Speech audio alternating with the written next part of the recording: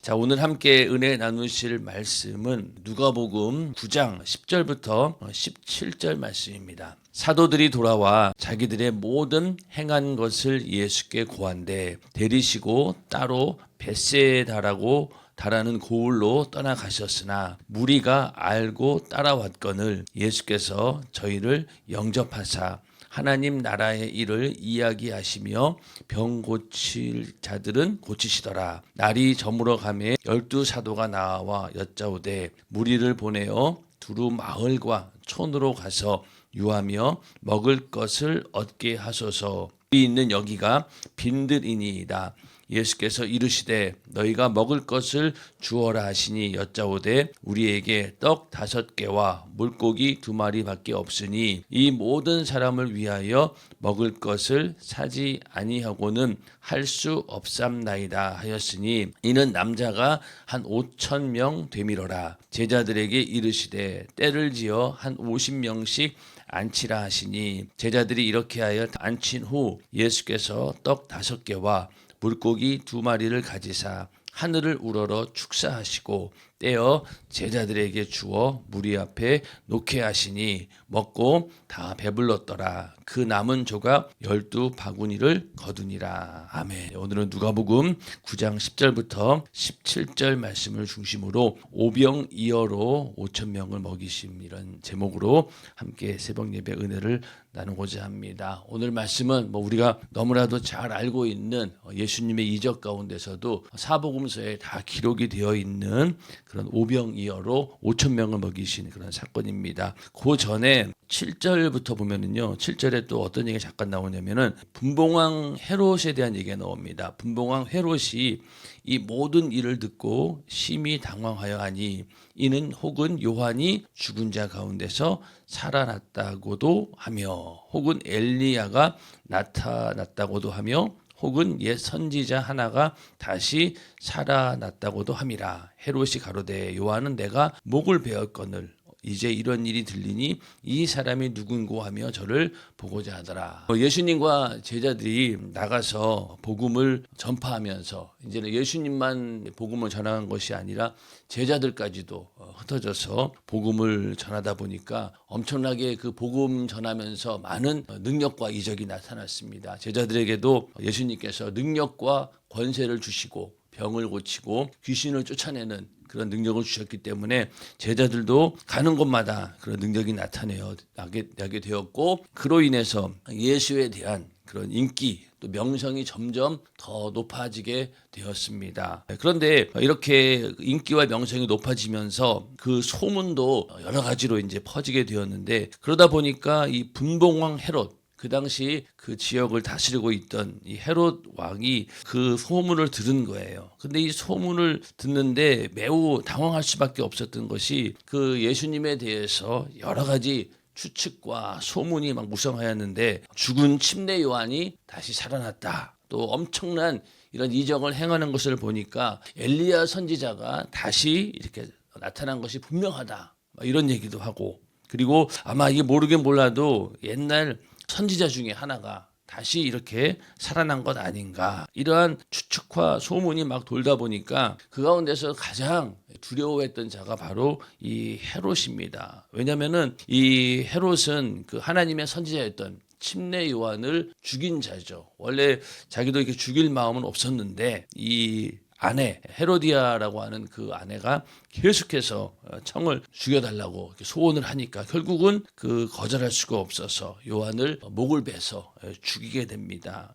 그렇게 요한을 죽인 헤롯 입장에서 침례 요한이 다시 부활했다 이런 소문이 들리고 또 가만히 보니까 침례 요한이 했던 그런 능력과 이적을 예수님도 동일하게 나타내고 있었고 또 그런 일들이 막 제자들에게도 나타나고 있으니까 엄청나게 두려웠던 거예요.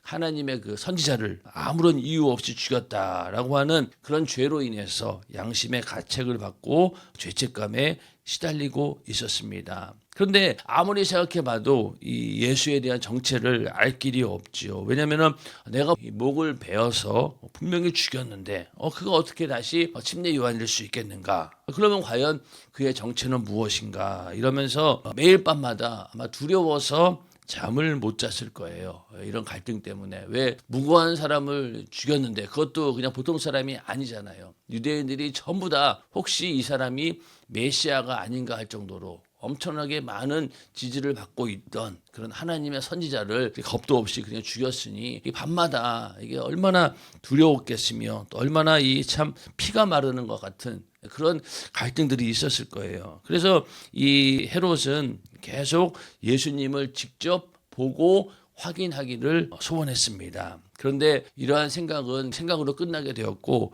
결국 예수님을 만나지 못했는데 언제 만났냐면은 예수님께서 나중에 고난 받으실 때 그때 비로소 이 헤롯이 예수님을 보게 됩니다. 아마 그때는 안도의 한숨을 쉬었겠죠. 야, 그렇게 능력 있고 대단한 사람이었는데 지금 이렇게 보니까 어이없이 그냥 끌려와가지고 재판을 받고 이게 나중에 가서 십자가에 달려 죽는 모습을 보면서 이 아마 헤롯 왕은 안도의 한숨을 내쉬었을 거예요. 아, 이제 염려하던 근심거리가 하나 해결이 되었구나. 그러면서 아마 안심했을 겁니다. 그러나 그가 만약에 거기서 예수를 제대로 만났다면 제대로 만나고 회개하고 예수를 영접했다라고 하면은 어떤 결과가 있었을까? 그건 뭐 가정만 할 뿐이죠. 어떻게 될지는 모릅니다. 이 헤롯 왕은 예수님에 대한 소문을 통해서 이렇게 두려워하는 그런 모습을 성경에 이렇게 기록을 해 놓았습니다.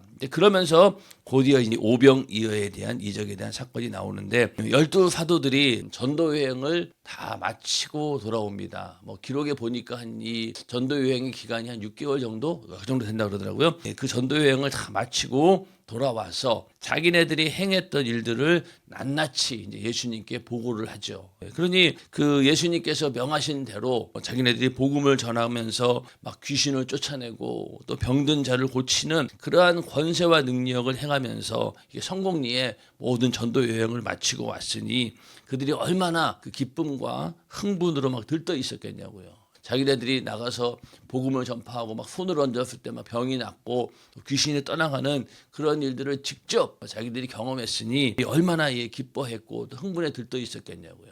그 선교 보고할 때 가만히 보면은 많은 뭐 사건들도 있지만은 그 가운데 하나님의 이적이 나타나면은 그냥 듣는 사람들도 그냥 다 박수도 치고 막 하나님께 영광 올리지 않습니까? 그런 것처럼 하나님의 능력이 나타나는 그 사건에 대해서 그들이 기뻐하고 즐거워하면서 막 들떠 있었습니다. 그래서 그런 제자들을 데리고 벳세다라고 하는 고을로 떠나가셨다 이렇게 말하고 있는데 이 말씀을 해석한 걸 보니까 제자들이 힘들게 선교 여행을 전도 여행을 마치고 왔기 때문에 예수님께서 제자들에게 휴식을 주기 위해서 벳세다라고 하는 곳으로 데리고 갔다라고 하는데 제자들에게 뭔가 또 다른 뭐 가르침을 주시든지 하여튼 예수님께서 벳세다라고 하는 고을로 데려가셨습니다.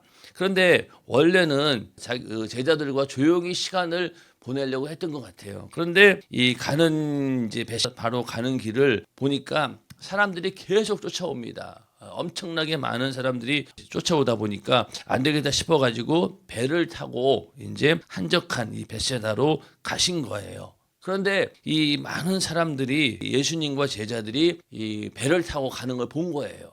그래서 어디쯤 간다는 걸 알고 이미 이 제자들과 예수님이 도착했을 때 그 많은 사람들이 와서 먼저 기다리고 있었습니다. 그 정도로 많은 사람들이 예수를 정말로 쫓아다녔고 이때 예수님께서 아마 거의 그 사역의 절정이었던 것 같아요. 그러니까 이 많은 사람들이 어떻게든 말씀을 듣고 또 병을 고치고 귀신을 쫓아내는 그런 능력 앞에서 예수님을 따르는 사람들이 엄청나게 많았다는 겁니다. 그래서 원래는 이 제자들과 이렇게 오붓하게 시간을 보내려고 했으나 그렇게 되지 않고 이런 많은 무리들을 보고 예수님께서는 오히려 그들을 반갑게 영접하시면서 또 그들과 함께 이 광야 벳세다에 앉아서 하나님의 나라의 일을 이야기하고 또 병든 자도 치료해 주는 그런 사역이 계속 이어지게 되었습니다. 그래서 예수님과 이 제자들의 사역은 이렇게 많은 사람들에게 복음을 전하고 또 하나님의 나라를 전하는 일들 이것이 뭐 쉴 틈이 없는 거예요.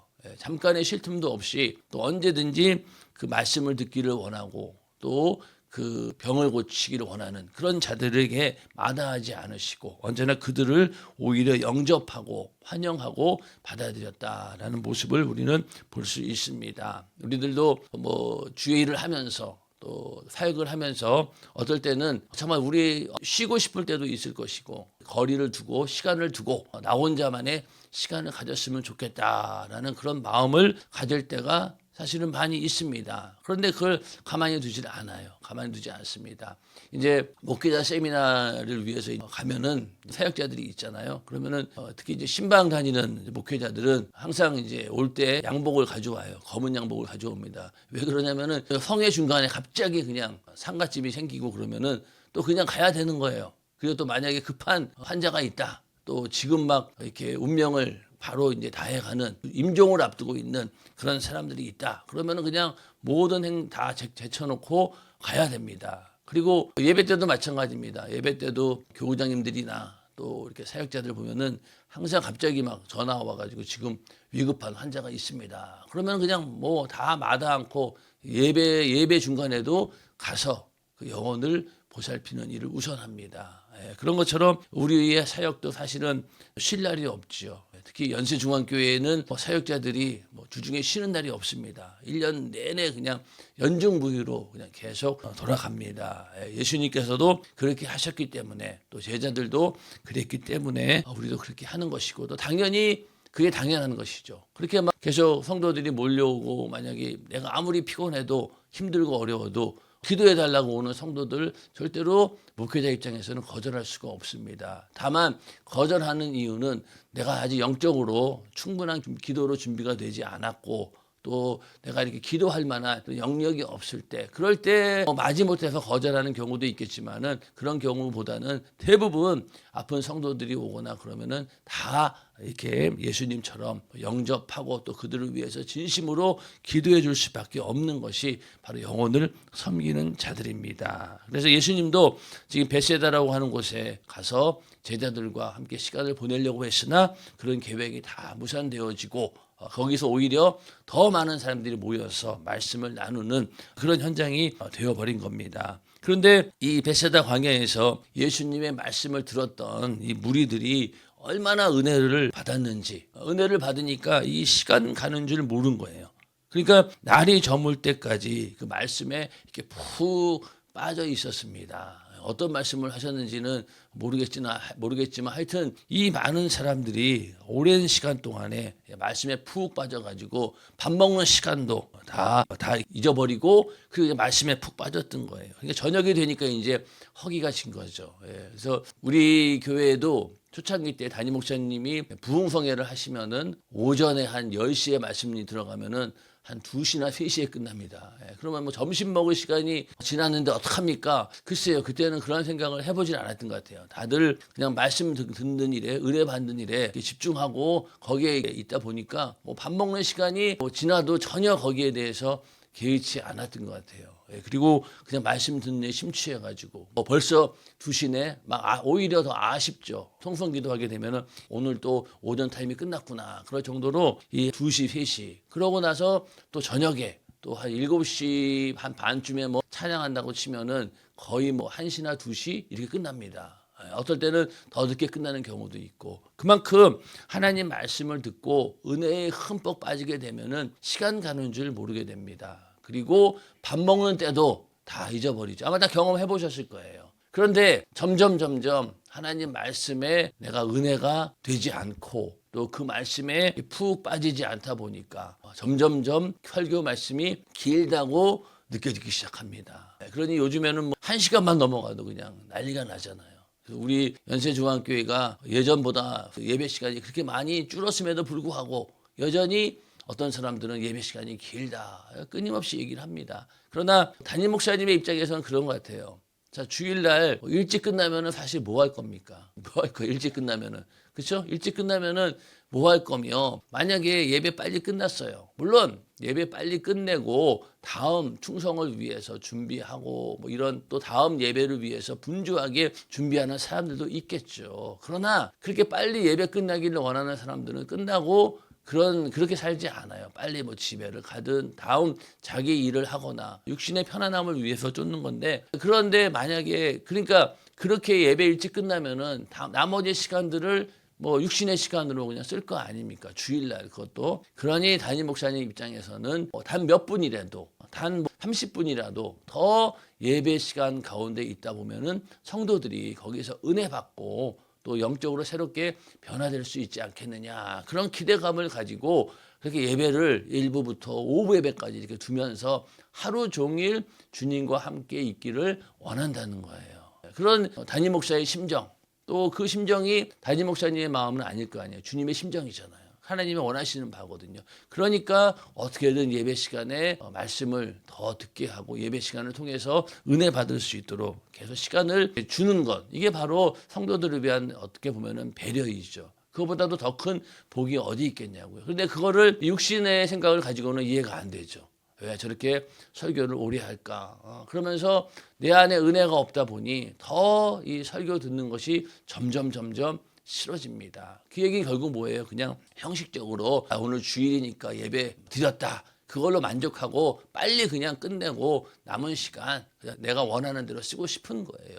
그런 마음들을 우리는 다 내려놓아야 됩니다. 그리고 오늘 이 말씀처럼 이렇게 얼마나 은혜를 많이 받았든지 밥 먹는 것도 다 잊어버리고, 그리고 시간 가는지 모르고 저녁이 다 된 거예요. 그러니 이제 배가 고팠겠죠. 그래서 이 제자들이 보니까 날은 어두워졌고 또 동네까지 가려면 길도 멀고 또 여기 많은 사람들을 먹일 만한 것도 없으니 얼마나 걱정이 되었겠습니까? 그렇죠. 뭐 한두 명도 아니고 여기 장정만 5천 명이니까 어린아이들과 또 노인들까지 다 치면은, 여자들까지 치면은 한 그 2만 명 이상이 되지 않았을까요? 2만 명 생각해 보세요. 2만 명이면요 엄청난 숫자죠. 우리 여기 동탄 연세중앙교회 성도들이 뭐 본교 올라갈 때 주먹밥 하나만 만들어도 만드는 사람 입장에서는 얼마나 손이 많이 갑니까? 그렇죠? 그런데 여기 이 거의 뭐 몇만 명 되는 사람들을 다 먹여야 되는 생각하니까 이 제자들은 이게 걱정이 이만저만 아닙니다. 어떻게 해야 되나? 그래서 이제 예수님께 나와서 지금 이 무리들을 보내가지고 마을과 촌으로 내려가서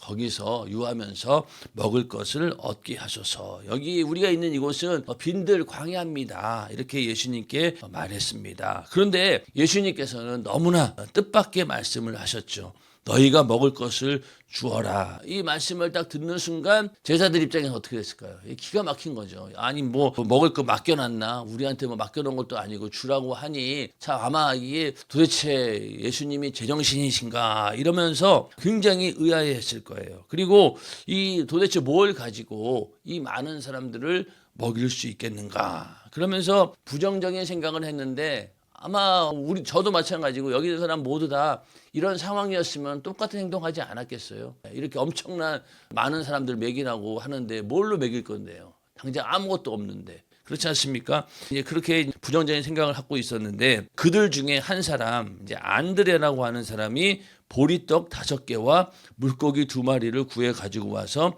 예수님께 내어놓습니다. 이건 이제 누가복음에는 없고 요한복음에 기록된 내용이죠. 안드레가 이제 보리떡 5개와 물고기 2마리를 가져와서 예수님께 내어놓았는데 왜 내어놓았을까? 사실은 궁금해요. 왜 과연 이 오병이어의 이적을 기대하고 예수님께서는 그런 큰 일을 하실 것이다라는 그런 믿음을 가지고 왔을까요? 아니면은 뭐 다른 사람들은 못 먹어도 예수님만이라도 좀 드세요. 이러려고 가져왔을까요? 하여튼 이 안드레라고 하는 사람은 다른 제자와는 달리 이렇게 어디 가서 보리떡 5개와 물고기 2마리를, 그러니까 나중에 기록된 걸 보면은 어떤 소년이 자기 먹으려고 가지고 온 도시락이었다 이렇게 얘기하잖아요. 가져왔어요. 예, 근데 이거 갖고 이 남자 장정만 5천 명 그리고 다 합치면 한 몇만 명이 되는 그런 사람들을 어떻게 먹이겠냐고요. 예, 그런데 또 예수님께서 제자들에게 아주 태연하게 명령을 하십니다. 때를 지어서 한 50명씩 앉혀라. 그러니까 또 제자들은 어떻게 합니까? 그렇게 하라는 대로 하는 거죠. 예, 그래서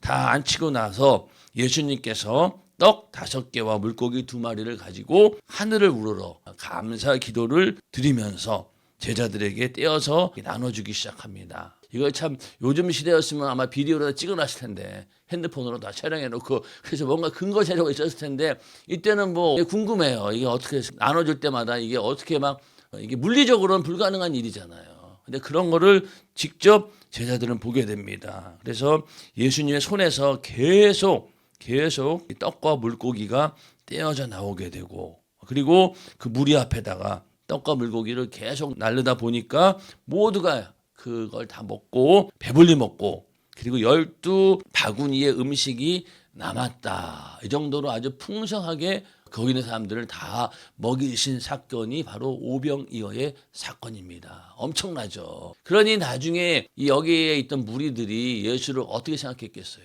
예수님만 우리와 함께 계시면 먹고 사는 거 걱정 없겠다. 평생 이렇게 그냥 물고기 2마리와 떡 5개로 이렇게 많은 사람들을 먹였으니 하늘에서 내려오는 만나처럼 아마 우리 이스라엘 백성들이 예수만 함께 있으면은 이 먹는 문제 이건 해결되었구나. 그러고 그를 이제 왕으로 모시기 위해서 예수를 쫓아다니게 됩니다. 그런 것처럼 이 사건은 대단한 사건입니다. 이게 정말로 이 하나님의 이적인데, 그러나 우리가 부인할 수 없는 것은요, 이것은 역사적인 사건이잖아요. 이게 그냥 하나의 비유로 소개된 그런 사건이 아니고 실제로 있었던 역사적인 사건이고 사복음서에 다 기록이 되어 있는 그런 일입니다. 그러니까 이걸 어느 누구도 도저히 믿어지지는 않지만은 그래도 부인할 수가 없는 거예요. 왜? 하나님이 하신 일이고 그것이 그대로 역사적인 사건으로 이루어진 일이었기 때문에. 그렇기 때문에 이런 오병이어 이적을 보면서 이러한 일들이 과연 오늘날이라고 불가능한 일일까? 아닙니다. 오늘날도 가능합니다. 오늘날도 가능합니다. 그래서 인간의 보기에는 할 수 없다고 판단되는 상황에서 하나님의 이적이 일어나는 경우가 얼마나 많이 있습니까? 그래서 우리가 하나님의 역사가 언제든지 이렇게 제한 없이 일어날 수 있다. 오늘날 우리에게도 일어날 수 있다라고 하나님의 역사에 대해서 현재성을 가지고 그 말씀이 지금 이 시대에도 이루어지고 더 나아가서 나에게 바로 지금 이루어질 수 있다라는 그런 믿음을 가지고 우리는 이 성경 말씀을 봐야 되는 것이죠. 그래서 우리가 그냥 예수님께서 이런 일이 있었구나, 대단하구나, 그거로 끝나는 게 아니라 이 말씀이 오늘날 우리에게도 그대로 이루어질 수 있다. 그런 믿음을 가지고 하나님 말씀을 내 것으로 소유하시기를 주님의 이름으로 축원합니다. 그래서 이 오병이어의 이적을 보면서 어떤 걸 우리가 알 수 있냐면은, 먼저는 아주 작은 것을 통해서 하나님께서 놀라운 일을 이루셨습니다. 보리떡 5개하고 물고기 2마리. 정말로 보잘것없잖아요. 이거 가지고 뭘 할 수 있을까? 그런데 그걸로 인해서 큰 이적을 이루셨는데, 성경에도 보면은 그런 사건들이 많이 있습니다. 여리고성. 이 여리고성은 그 당시 정말로 어느 누구도 무너뜨릴 수 없다라고 하는 그런 아주 견고한 그런 성이고, 저거를 무너뜨리려면 엄청나게 많은 군대가 와도 해볼 수 없는 그런 정말로 난공불락의 그런 요새와 같은 그런 곳인데, 그거를 무너뜨리는 사건들이 어떻게 이루어졌습니까? 나팔 소리, 그리고 돌면서 외치는 그 소리에 의해서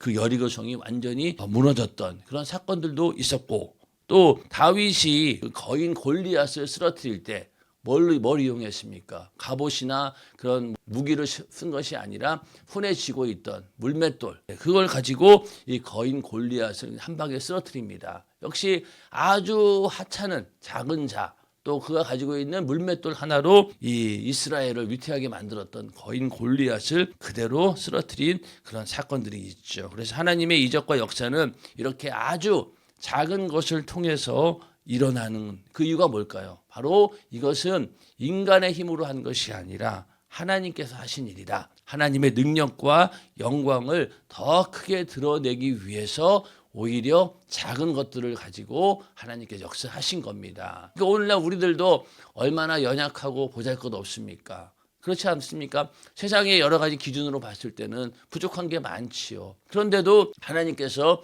우리를 이렇게 쓰시는 걸 보면은 우리를 통해서 이것은 하나님이 하신 일이다라는 것을 드러내기 위해서 부족한 우리를 사용하는 겁니다. 그래서 우리가 연약할수록 또 부족하다고 생각할수록 오히려 하나님께서 그런 나를 쓰실 때 더 크게 역사하신다라는 믿음을 가지고 우리는 하나님께 나를 내어놓아야 됩니다. 그럴 때 하나님께서 아낌없이 사용하실 수 있는 것이죠. 자, 그 다음에는 이렇게 하나님께 드리는 희생을 통해서 이런 이적이 일어났는데, 이 한 어린아이가 자기가 먹을 걸 바친 거예요. 주님을 위해서 주었든지 아니면 여러 사람들에게 뭔가 도움이 되는 그런 일이 있을 거라고 바쳤겠죠. 아마 그 생각에는 모든 사람들이 자기가 먹을 걸 가져왔으니까 각자 먹을 걸 가져와서 다 내어놓으면은 그래도 조금씩 뭐 요기는 할 수 있겠다 그런 생각을 했을까요? 근데 생각해 보면은 분명히 이 어린 아이만 아니라 다른 사람도 먹을 걸 가져왔을 것 같아요.